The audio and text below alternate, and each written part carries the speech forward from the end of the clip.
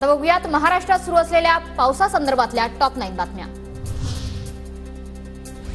मराठवाड्यासह कोकण आणि मध्य महाराष्ट्रात आज आणि उद्या वादळी वाऱ्यासह पावसाचा अंदाज। अनेक जिल्ह्यांना पावसाचा येलो अलर्ट।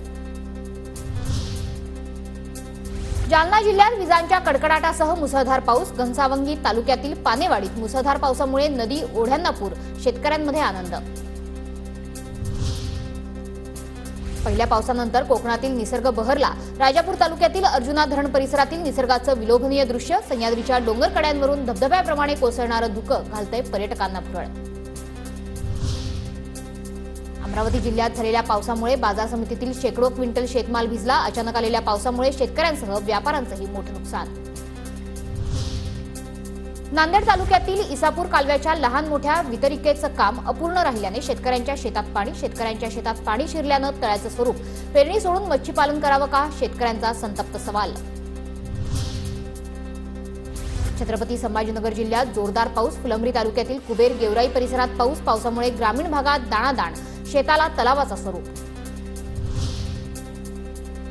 वाशिमच्या मंगरुळपीर तालुक्यात वादळी वाऱ्यासह जोरदार पावसाची हजेरी। मुसळधार पावसाचा शेतीला मोठा फटका, तर वादळी वाऱ्यामुळे सौर कृषी पंपांचं मोठं नुकसान। वाशिम शहरात पहिल्याच पावसात रस्त्यावर पाणी साचलं। रस्त्यावर पाणी साचल्याने नागरिकांकडून संताप व्यक्त। नगर परिषदेनं लक्ष देण्याची नागरिकांची मागणी। रायगडच्या 6 तालुक्यांमधील दरड प्रवण क्षेत्रातील 19 गावांचं पुनर्वसन होणार। भौगोलिक सर्वेक्षणानंतर रायगड जिल्हा प्रशासनाचा निर्णय।